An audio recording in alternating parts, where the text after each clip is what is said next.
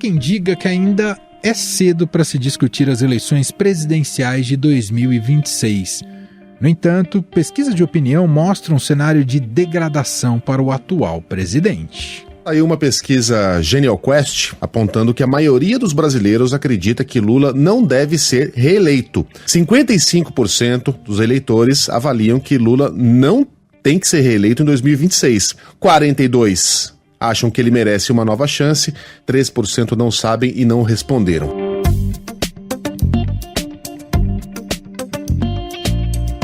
A pesquisa Genial Quest foi realizada com 2.045 eleitores de forma presencial entre os dias 2 e 6 de maio. A margem de erro do levantamento é de 2 pontos percentuais. Segundo o levantamento, a única região em que a maioria do eleitorado defende que Lula tenha nova oportunidade em 2026 é o Nordeste, onde 60% apontaram essa opção e 38% rejeitaram a hipótese. Lula segue com forte apoio entre o eleitorado do Nordeste. Por outro lado, no Sudeste, que o presidente da República enfrenta a maior rejeição, com 63%.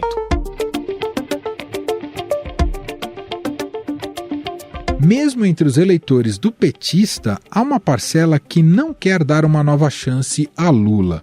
Enquanto 74% dos que votaram no presidente no segundo turno defendem outra oportunidade, 23% rejeitam essa hipótese. Isso se explica por outros dados da pesquisa. 63% dos brasileiros avaliam que o presidente Lula não está cumprindo aquilo que prometeu na campanha presidencial de 2022. Eu quero cumprir cada coisa que eu prometi para vocês e pode ficar certo que nós vamos cumprir. Nós vamos aumentar salário, nós vamos gerar mais emprego, mais educação, mais saúde, mais cultura e mais qualidade de vida. Lula se defende e diz que o não cumprimento daquilo que prometeu na campanha presidencial se dá pelo pouco tempo de mandato. A realidade é que as pesquisas têm mostrado uma queda expressiva na avaliação de Lula de alguns meses para cá. O petista perdeu de 3 a 5 pontos percentuais no índice ótimo ou bom sobre seu governo. E essa pesquisa, encomendada pela CNT, que é a Confederação Nacional do Transporte, revela que a popularidade do presidente Lula, a avaliação positiva do presidente Lula, caiu mais 5 pontos percentuais, mostra que hoje 37,4% avaliam o governo do presidente Lula como ótimo ou bom.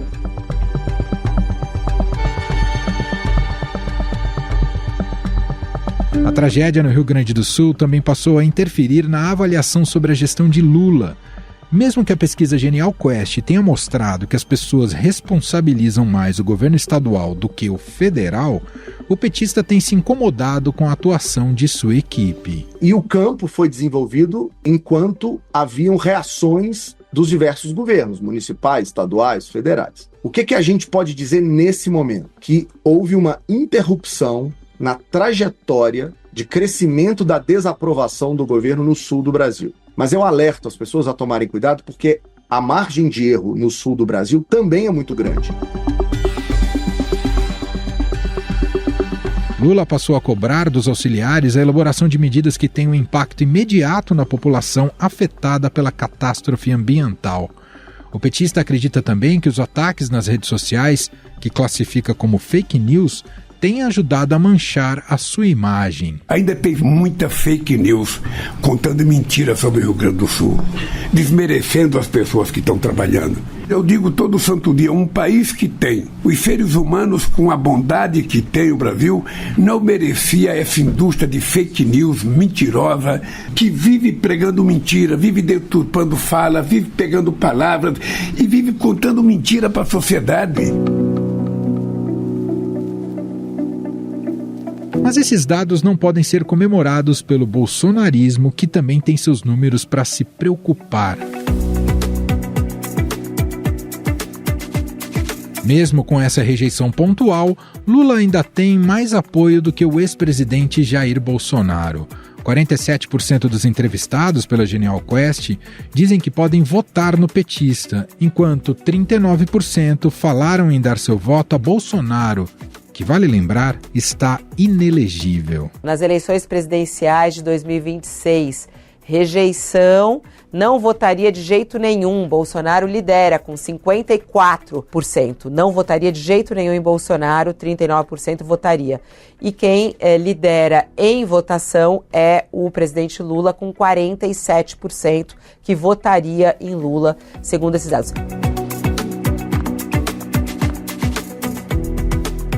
Além disso, em um cenário simulado para a eleição presidencial de 2026, o atual presidente teria 46% das intenções de voto, enquanto o governador de São Paulo, Tarcísio de Freitas, 40%. Vale lembrar que estamos em ano de eleições municipais e esses dados atingem diretamente grandes cabos eleitorais de postulantes às vagas nos executivos municipais. Afinal, já há elementos para projetar as eleições de 2026? Esses resultados podem impactar as eleições municipais deste ano? E de que modo essas recentes pesquisas influenciam os rumos do atual governo? Sobre este assunto, vamos conversar com Graziela Testa. Ela é doutora em Ciência Política, professora da FGV de Brasília e pesquisadora do INCT Representação e Democracia.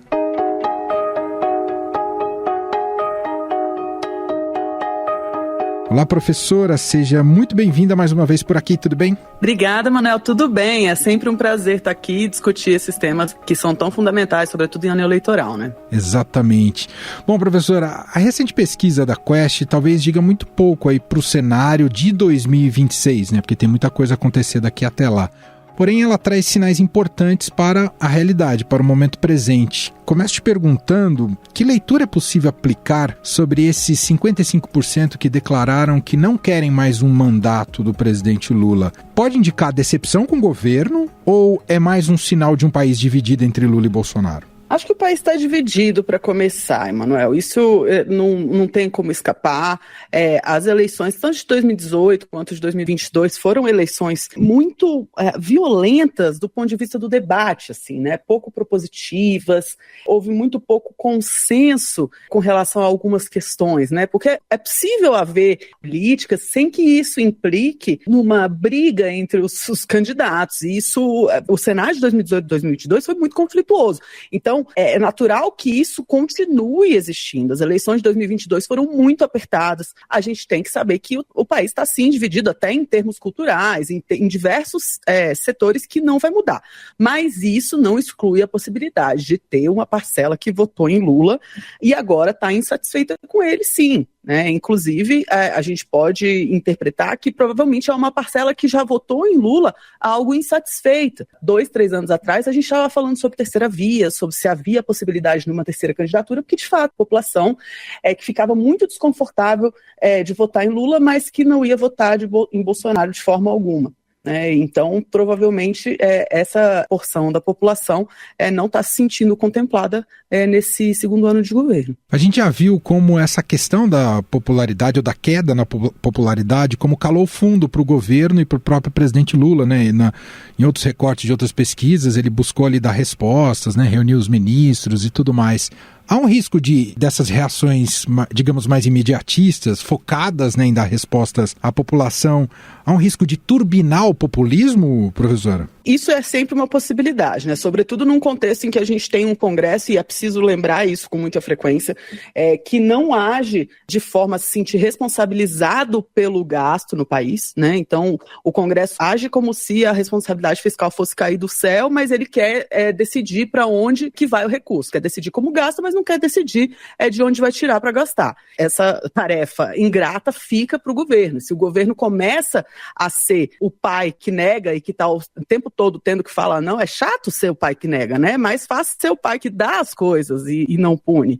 Então, se o governo começar a se sentir assim, existe sim o risco disso acontecer. Agora, por outro lado, Emanuel, se não houver um sucesso econômico até 2026, Lula sabe que isso vai recair eleitoralmente sobre ele. Então, isso não é uma decisão fácil fácil para o governo decidir gastar mais para conseguir transformar isso em aprovação, e aí com certeza tem um impacto no resultado eleitoral dele. E a gente está falando também um outro aspecto que a gente não pode tirar de vista, é que é ano de eleição municipal. Ano de eleição municipal tende a cair uma aprovação do governo mesmo, né? Isso não é de agora, não é só do presidente Lula, existe uma certa constância nesse comportamento. E aí a gente precisa ver o que vai se formar, o que vai ser a política brasileira e o sistema partidário depois das eleições municipais. Professora, pegando até esse gancho sobre as eleições municipais, a senhora entende que esses dados, já que têm saído sobre popularidade do governo Lula, do presidente Lula e do governo, já influenciam os rumos e negociações para essas eleições municipais? Eu acho que tanto esses dados influenciam as eleições municipais, quanto a organização dos partidos e dos candidatos nas eleições municipais também influenciam a popularidade do presidente Lula. Essas coisas, elas têm uma certa dupla de causalidade aí. Sobretudo num contexto, de novo, de polarização política, de criação de lados, enfim. Né? Talvez a grande dúvida que esteja acontecendo agora é que a forma como a direita se organiza está sendo diferente em diferentes estados, com esse... sobretudo com esse sumiço do ex-presidente Jair Bolsonaro da esfera pública, né? Nesse contexto agora da tragédia do Rio Grande do Sul e de tantas coisas acontecendo no país, e esse sumiço do presidente Jair Bolsonaro, e isso certamente está gerando um movimento por parte desses líderes de direita que estão ganhando relevância nos seus respectivos estados, né? Por falar nisso, a pesquisa testou a popularidade de outros nomes que poderiam estar nesse pleito de 2026, né, ali alguns balões de ensaio, e aparecem nomes do espectro da direita, e com índices, os que aparecem com índices melhores são da Michelle Bolsonaro e do governador Tarcísio de Freitas do estado de São Paulo. Queria entender se essa transição para quem será o rosto de Bolsonaro em 2026, se debate muito isso, se isso de alguma forma tende a repetir a mesma lógica do que a gente viu aquele processo em 2018, quando o Lula estava preso. Ou seja, ali foi um Lula que ficou como virtual candidato, até no finalzinho o Haddad assumir a candidatura. A gente pode ver um fenômeno parecido até 2026, o Bolsonaro ser o candidato virtual até efetivamente, na prática, juridicamente, ser outro nome que vá para o pleito? Pode ser que isso aconteça, sim. Pode ser, inclusive, uma estratégia que se pague desde que seja um nome um pouco mais conhecido. Talvez o maior erro de Lula e Haddad de 2018 tenha sido demorar tanto para colocar o candidato de fato, com a cara na televisão e com, enfim, né, que as pessoas relacionassem quem era de fato. Talvez tenha sido mais prejudicial do que tenha ajudado. Agora, quando a gente fala de Michelle e quando a gente fala de Tarcísio de Freitas, a gente está falando de duas pessoas que são...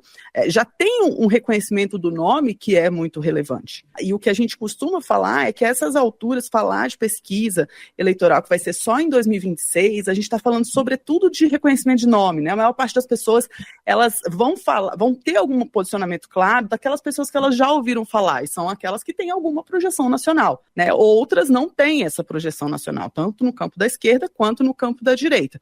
Num contexto de grande polarização, de que alguns nomes já têm também, apesar de terem uma intenção de voto significativa, também tem muita rejeição, talvez um nome com menos projeção nacional tenha mais potencial, né? Então, por exemplo, quando você fala de Michelle Bolsonaro, que na pesquisa da Quest tem 33% de pessoas dizendo que votaria, tem também 50% de pessoas falando que não votaria. Né, a margem para crescimento dela tem uma barreira ali que é muito firme, né? Por outro lado, só porque a gente está falando do campo da direita, a gente tem Ronaldo Caiado, que tem 12% falando que votariam nele, provavelmente quem não é do Centro-Oeste ou não tem alguma questão muito diretamente relacionada com as coisas que já projetaram nacionalmente o nome de Ronaldo Caiado, não conhecem. Por outro lado, ele tem só 24% de rejeição. Então, cabe essas pesquisas entenderem qual que é o teto de cada um desses candidatos, mais do que tanto que eles têm agora, né? Porque isso ainda muda durante o processo eleitoral. O que viabilizou, né, a vitória eleitoral de Lula em 2022, entre outros aspectos, mas um que foi central, além do recall que ele já possui, né, já tinha sido presidente em 2 mandatos, mas também houve esse movimento de concertação, né, da chamada Frente Ampla, que trouxe também o Lula para um candidato mais de centro do que necessariamente de esquerda. Te pergunto, professor, na sua visão, o Lula tem governado até aqui buscando responder a este pacto ou esse pacto já foi abandonado? Se a gente olhar para dados, tem uma pesquisa que tem rodado também entre os congressistas do Congresso em Foco, que analisa como que esses parlamentares enxergam a atuação do governo. E, curiosamente, a gente tem a situação, evidentemente que a oposição está mais descontente com o Lula do que a situação, mas a situação, quer dizer, aqueles que são do partido do presidente não estão assim tão contentes, sobretudo com essa opção do governo Lula de enfocar tanto na pauta econômica nessa primeira parte de seu governo e dar menos atenção a tantas outras questões que entraram. Quando se fala de frente ampla, se fala de tantas questões quanto possíveis, né? Então a gente está falando aqui de questões ambientais que talvez estivessem nessa frente ampla e que, a despeito de terem sido sim encampadas pelo governo, não tiveram proatividade do governo para terem entrado. Questões voltadas a pautas identitárias. Dentro da própria esquerda existe um descontentamento sobre o que está acontecendo. E é preciso lembrar que muitos desses que votaram em Lula votaram, de novo, porque não queriam Bolsonaro. E não tinham grandes perspectivas com relação à atuação de Lula, porque conheciam e muitas vezes nem tinham aprovado os 2 primeiros governos de Lula. Então, nesse sentido, me parece que Lula não quer sair de um centro muito seguro, em que ele busca manter um sucesso econômico, porque sabe que esse tipo de sucesso tem um impacto eleitoral muito grande quando se fala de governo federal, e não tem uma coordenação centralizada das pautas de governo como teve nos 2 primeiros mandatos. Né, os ministérios têm uma atuação, ao mesmo tempo que autônoma, sem grandes apoios do governo para passar suas questões no legislativo, porque, enfim, existe uma diferença muito grande da relação entre executivo e legislativo nesse governo do que foi nos 2 primeiros de governo Lula. Né? Essa massa que se situa no centro, que não é tão identificada nem com a direita, nem com a esquerda, nem com Lula, nem com Bolsonaro, vai continuar orbitando entre guerras de rejeições, sem a capacidade de tanto romper com a polarização ou de escolher um outro candidato que se coloque, entre aspas, como alguém moderado, professor? Eu acho que é cedo para falar, Emanuel. Por mais que as últimas eleições tenham tido um alto grau de previsibilidade quanto aos mais votados, né? Talvez não um alto grau de previsibilidade sobre quem fosse eleito, mas aos 2 ou 3 mais votados houve uma grande previsibilidade. Ninguém que já trabalhou ou que já estudou eleição algum dia seria maluco de fazer uma previsão com essa antecedência. Eu acho que sim, sempre existe espaço com essa distância, existe espaço para crescimento de nomes, existe amadurecimento social suficiente pós a tragédia do Rio Grande do Sul também, né? A gente tem que pensar como que essa tragédia agora vai impactar e provavelmente vai, né? Esses momentos tendem ou derrubar ou alçar os governantes a lugares melhores, né? Foi o que a gente viu na Covid-19, foi o que a gente viu em diferentes momentos de comoção pública. É provável que isso aconteça agora também. A gente vai precisar ver como que tanto o governo, tanto o presidente Lula, quanto os possíveis candidatos de oposição à direita ou de dentro da própria esquerda vão conseguir capitanear esse momento, né? Então, eu acho que essa resposta vai ser algo muito relevante também. E se tudo der certo, eu falo agora um pouco com um pensamento mais realmente de juiz de valor, isso vai gerar um pouco mais de atenção às questões ambientais, né? Se de fato se gerar mais atenção a questões ambientais, a gente vai ver qual vai ser o posicionamento do Lula em relação a isso, uma vez que incluiu também uma parcela relevante de ambientalistas e de pessoas com esse tipo de preocupação, sobretudo ao escolher sua ministra Marina Silva, para que a gente tenha um Brasil falando também de daqui 20, 30 anos, né? Não só das próximas eleições. Eu te pergunto sobre essa questão do centro, né? De um centro sufocado, que às vezes há uma angústia de que o Brasil ficou refém de fato dessa polarização e não consegue sair dela. Por enquanto ela tem dado as cartas, professora. Tem, Sim, e eu acho que, como eu falei, é muito difícil a gente enxergar aquele volume das tensões que aconteceu em 2018 e 2022 diminuir tão rápido. Pode ser que o volume dessas dissidências venha a diminuir, mas esses processos sociais, eles são lentos, eles não são rápidos. E junto com esses processos, a gente vai enxergar quais vão ser as pessoas, né?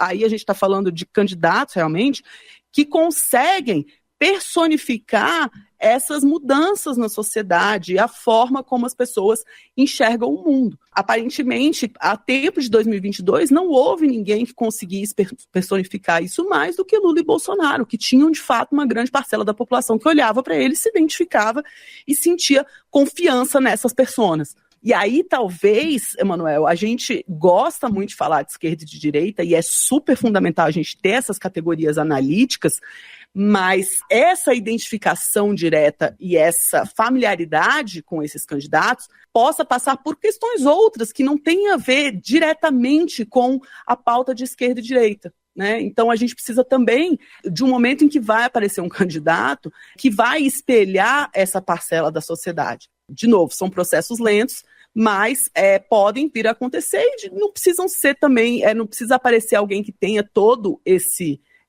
grau de carisma brutal, que também é uma coincidência histórica, né? A gente ter dois personagens tão relevantes e fortes do ponto de vista de carisma como Lula e Bolsonaro coexistindo, né? Talvez seja até interessante que eles coexistam, se tivesse um só, talvez fosse um problema. Como só se carisma ganhasse a eleição, e não é verdade, né? Nossa história mesmo diz, demonstra que não é isso, né, professor? Sim, a gente já teve candidatos que tiveram outros tipos de atributos que foram levados em conta e que tiveram resultados eleitorais relevantes. E a gente pode voltar até isso, não é impossível de se imaginar isso num futuro. Perfeito, nós ouvimos aqui a análise de Graziela Testa, doutora em Ciência Política, professora da FGV de Brasília e pesquisadora do INCT Representação e Democracia. Gentilmente, mais uma vez, batendo um papo aqui com o nosso podcast. Obrigado, viu, professora? Um abraço para você. Eu que agradeço, Manuel, sempre um prazer. Estadão Notícias. Este foi o Estadão Notícias de hoje, quarta-feira, 15 de maio de 2024. A apresentação foi minha, Emanuel Bonfim. Na produção, edição e roteiro, Gustavo Lopes, Jefferson Perleberg, Gabriela Forte e Rebeca Freitas. A montagem é de Moacir Biasi. E o nosso e-mail, podcast@estadão.com. Um abraço para você e até mais.